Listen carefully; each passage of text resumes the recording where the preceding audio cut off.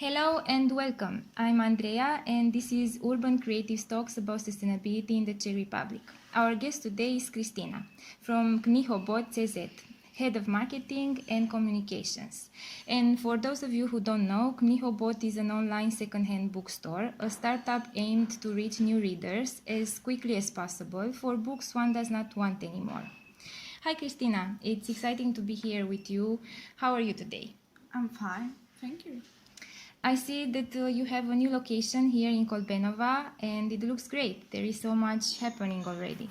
Yeah, and it's evening, but there are many people working here right now still. Yeah, I can also hear the background noise. So listeners, if you hear that with us as well, just be aware that we are in the Kolbenova Knihobot location. So people are working around us to deliver the books for you. Our conversation today will focus on Knihobot as a sustainable business, but also as a sustainable option for buying books and donating books. We'll start with some numbers about the books market in the Czech Republic. And I have some statistics from 2018. In the Czech Republic, every inhabitant reads 13 books a year, devotes 30 minutes a day to reading, and buys 2 or 3 books a year.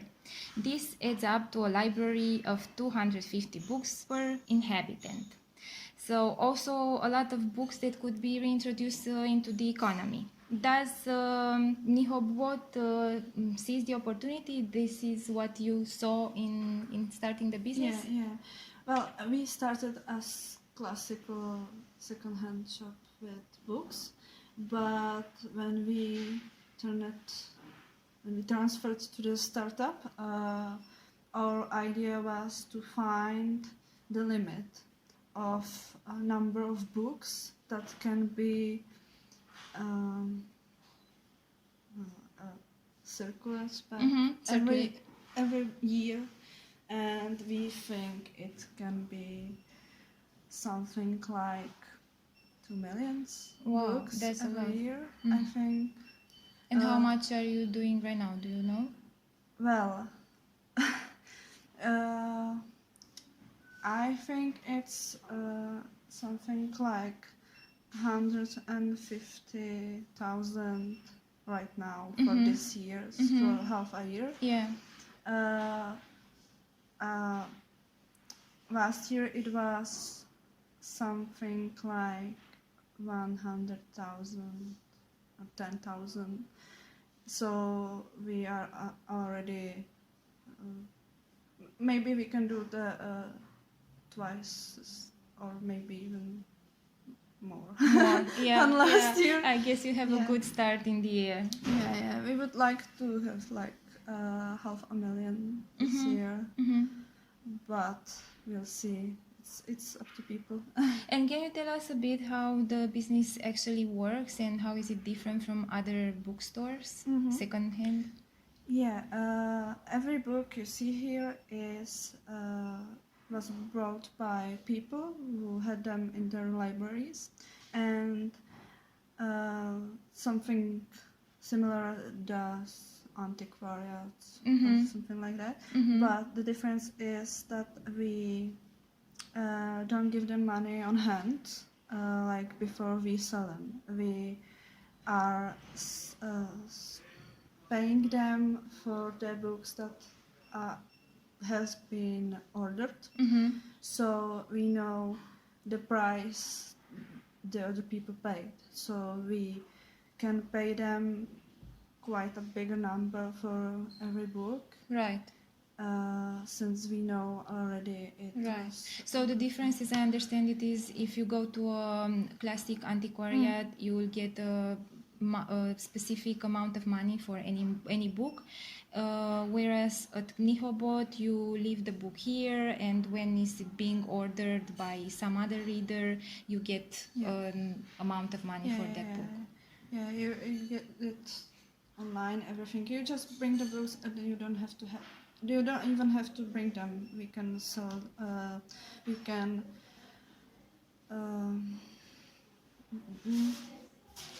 You can take it from the person's house, or Yeah. you can arrange exactly, the or shipping. zásilkovna or something like that. And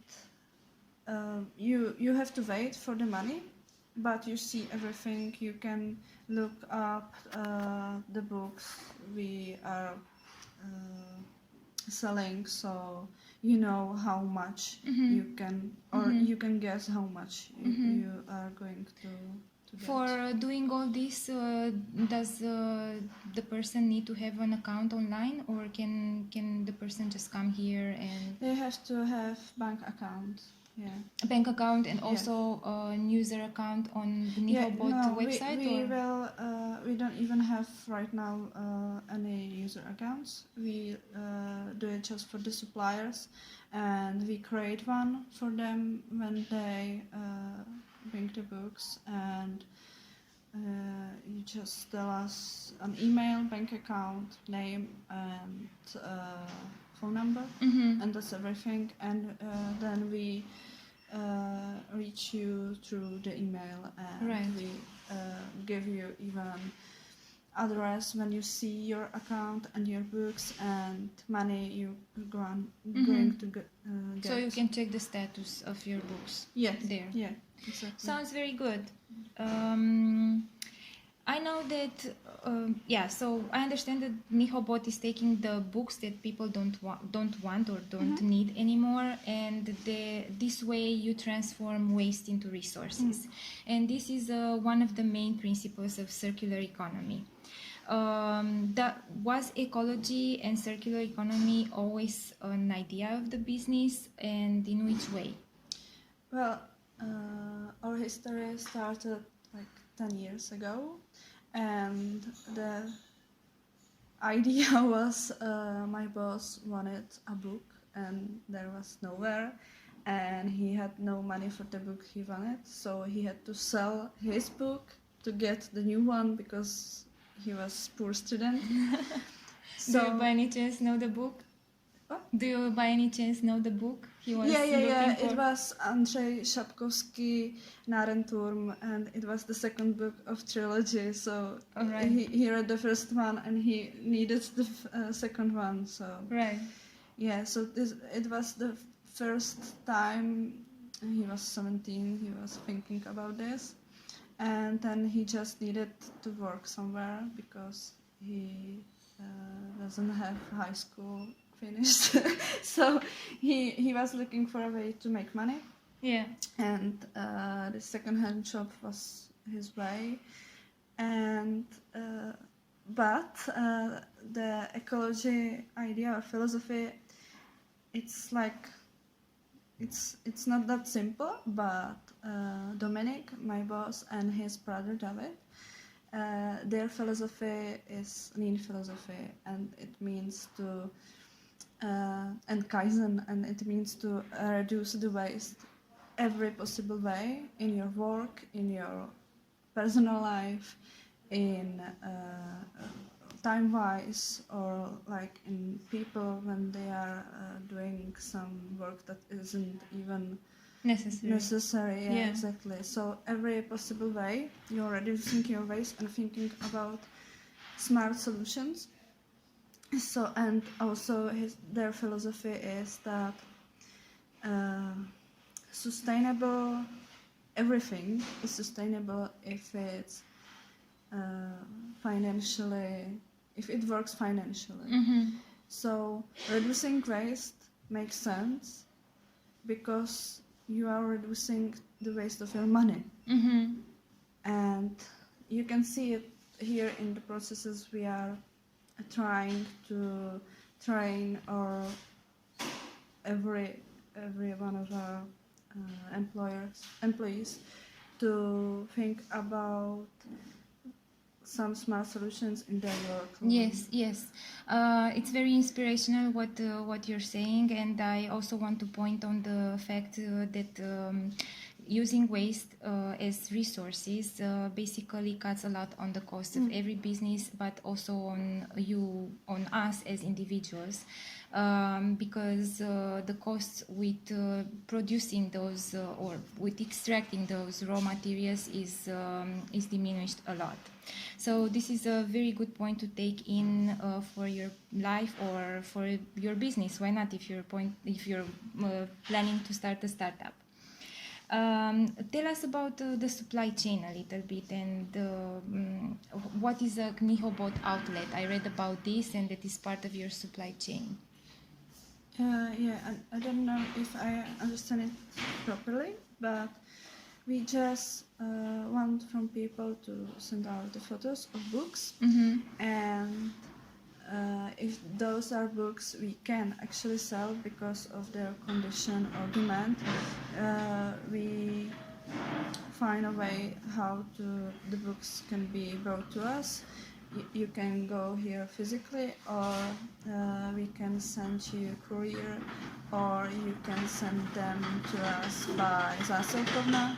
We pay for all those options, right, except the physical one, right, and we pair them with your account, and then the books are going to our website, we upload them and to our database, and when the order is made, we ship them to our customers. And to ship them, you use the same options, post office and zásilkovna, or the customers can come here to pick them up? Yes, they can come here at Kolbenova or Strus.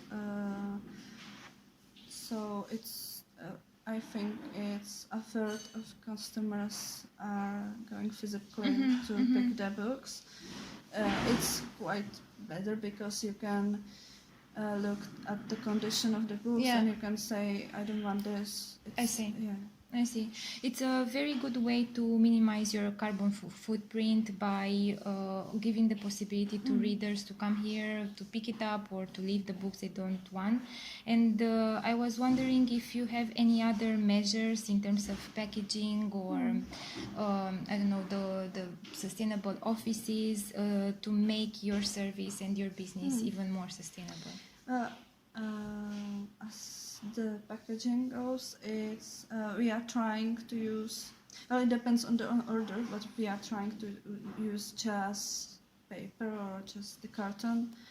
And when the order is bigger, we sometimes have to use the plastic bubbles. But it's better because if we shipped the books and while shipping they were ruinous or something, so it would be bigger waste than just the you avoid by bubbles. this the books to be returned. But we also use packaging that we can't use anymore. We shred it, so the shredded paper we can use for the big packages and use it as some form of safety. I understand. For the books. That was actually one of my concerns. What happens with the books when you decide that they cannot be sold anymore? Like they are obsolete. Can you use the paper? Are you recycling in any way? This is bad because the chain of recycling isn't at this level. Recycling of books is harder because of the bindings. So if it's hard binding, it's not doing well, and also it's at the demand. So when it's no demand for paper, you cannot even recycle. But that is just when the books have mold or something like that. That is health risk, so we don't sell those. But when the books are in okay condition, but the demand there is not, and they just fall down through our system of sales to just 10 for a book, 10 crowns for crowns. a book. Then we can, sometimes we let them be there for like an eternity, or we use some form of sale and promote it. and sometimes we just make some Ads? Yeah, we make some ads at Bezos or something like that for people who come here and just take the books, and they usually I don't know what are those people, but they take the books and they are getting them to Knihobotky or something like that around Prague or even around Czech Republic. We had someone who was picking up the books and he brought them to some institutions for seniors. And once you get a book from a person, how you prepare it for being sold? Do you do any special treatment? Do you clean it? What Yes. happens with the book? Yeah, we are going through them, and if it's in a good state, but it's just old or something, we clean it, and we move them to next stage. So it's prepared for catalogization on our photo stages. We call them serfs, like from this Russian old books about serfdom. Yeah, and there we take photos of them of every angle we can to show you the state in which the book is, that it is a good state, and we write there some notes about the state and what is the author, what is the title, some categories and so on, and then we just move them to the storage, and that's all. Yeah. Okay, sounds very good. And actually, I witnessed myself the process of scanning and photographing the books, which is very interesting. I know that there are regular campaigns here at Knihobot through which you try to inform people about the books, and you try to convince them to buy second-hand books. And I know one of them is called, I don't know if the translation is quite right, but Even Books Need Therapy. Can you talk us through it a little bit and tell us what other similar events you plan? So the idea behind therapy for books is that we have a lot of books at home that we are not planning to read. We are telling ourselves we are going to read them, but it's a lie. It's just procrastination, and we are thinking about other books than those books we have. We are buying new books, and we are not returning to those books. Those are books from our student years or something like that.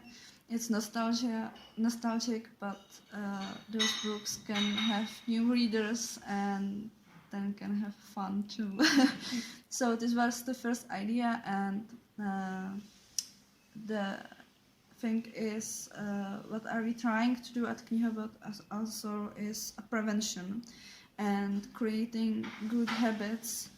Good reading habits. It's not just about reading 30 pages every day, but also how we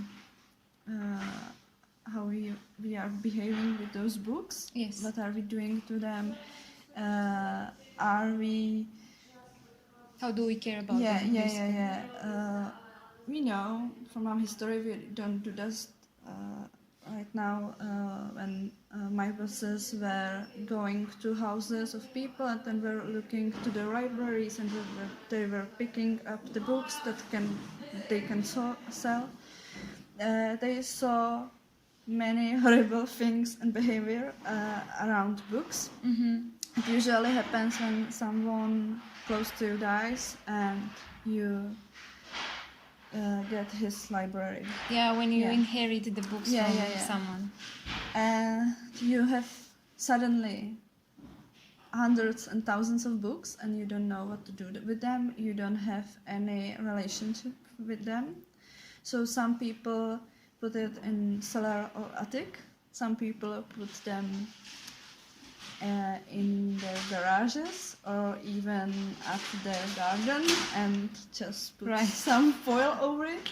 So this like it few hours in this environment. Yes, this environment ruins the book. Yeah. Are you planning to open more outlets in Prague or in the Czech Republic? Yeah, we are thinking about it a lot because even our customers are trying to get us to their town or everything. They are writing us. We are counting how financially sustainable it would be. We are thinking even about some alternatives, like open up some Knihobot book points, like some partners program with other businesses. So I think we will be talking about it in a few weeks. And we'll see how many business owners will try to reach us and talk with us about it. So it would be like these boxes in the streets, which are under key, and people can come to we are bring thinking about books. that too. That it's like harder Harder more difficult to prepare it. So yeah, we are thinking just about some partners program, and then we'll see about the boxes. And right now we are planning to open up the option for sending us the books from Slovakia, which is like it's some of priority of this summer, because we can sell you the order to Slovakia, but you cannot send the books to us. So you're even going internationally. Yeah. And Slovakia is the first choice. Well, good luck. It sounds very good. So I hope you will save many books from now on.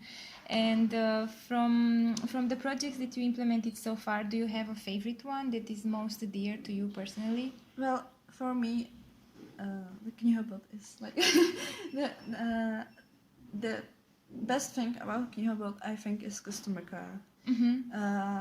Our website is very simple, but people like it.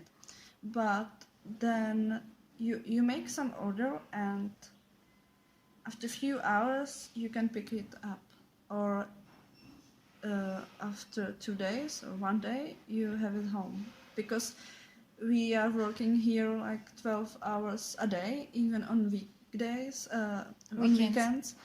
So not just here at Kolbenova, even at stores. Well, it may change later, but we are working here quite a lot. So we have everything in order. We can send you the books quite quickly, and we weren't that fast as it was with the accepting the books and catalogization, but we made some changes, so now it's quicker, and I hope it will take just like 7 days to get the books from you to a next reader. Yeah. It sounds really to website great. And to Yeah, it sounds really great. I must say that I like it here that you have a lot of plants around, so it looks very green. And do you recycle like your own food or the packages that you use for your own consumption? Yeah, we are trying that. It also depends on the workers or the employees here, but on the stores I think it's quite because there is chief of operations who is really about the recycling, so it's easier to think about it. Good mindset, I would say. Yeah. I wanted to ask you if you feel that worldwide or in the Czech Republic readers change their preferences in terms of books. Do they buy more second-hand books lately, or rather not? What is your opinion? I don't think about the worldwide, but worldwide we can say it's more trendy and trendier now to buy everything second hand, like clothing and so on. So I hope it's the same for books. If it's not, we have to teach them. As Knihobot, we have to teach them. And in Czech Republic, I believe we changed something because we have more orders every year. We know that some customers never bought a book, second-hand book before, and just with us. So we opened up some gate, and COVID helped us too because everything was online and you couldn't go to bookstores, so you were ordering more everything online, and you even tried us because you were looking for some book, and we have some books there is high demand, but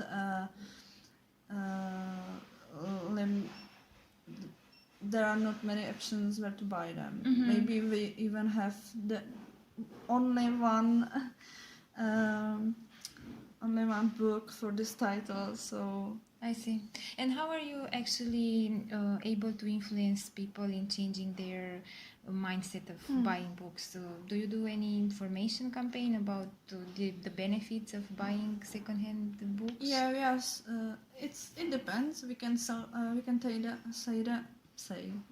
them that our books are cheaper because when you have books second-hand that are still in bookstores, in the classical bookstores, we have to sell them cheaper because they are second-hand. So that's one thing. Then we have books that no one else has, so that's the other thing. If you have a bit of niche taste or you really want that book that came out about 20 years ago and never again, you have to take it from us, and then our customer care brings out you the joy because when you talk with us through email or even through phone, or my colleagues are very skilled and they are really precise and diligent about their work, and they are even really stressed out when something isn't right, so they are eager to solve everything. And then it's up to readers. We don't want to tell them that it's bad to buy a new book because we don't have every book, so it's but now, like, I think every fifth book is every fifth book we sell came out about like 3 years ago, so we have quite new books too. We are trying to tell you can bring us your new books, it's okay. And sometimes people don't want to give us their books because they don't know, so we can say just try to order something and you'll see everything is nice. So I would say that the way that you handle the communication with them is crucial and helps a lot in changing their we believe it's our business and the service, it's about trust. That's the main focus about it. If you would be to talk to a fellow colleague that has a traditional bookstore or another second-hand bookstore but is not online or is not Knihobot, what message would you want to share? Well, go online. You have to be online. I know it's sometimes hard, but you have to be online, and not just because of COVID, but because of this future we are living. And that's just it. I don't feel confident to give advice to them because they have their business like for many years, and I think one part of our success is not just right time, right place, but it's about luck. I really admire my bosses, but we all know it's just about luck. And it's about being the right place in the right moment. That's true.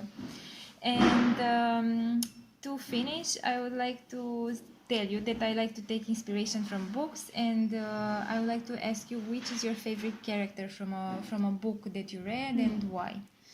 Yeah, one of my favorite books is, its name is just Momo. Momo. Or The Grey Gentleman. It's about a little girl who has its friends and is happy, but then their friends doesn't have time for her, and she's trying to find out what's happening. And she finds out the green men are in the city, and they say everyone that they can have more time later if they just sell it or use some kind of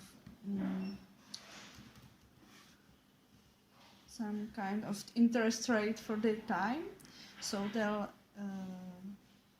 you sell your time, but you get it later for like 30 years later with interest rate. So you have a better time later. Yeah, which is stupid. You have to use the time you have right now and really value it. And Momo saves everyone in the end, and it's quite beautiful. And I like it also because I started as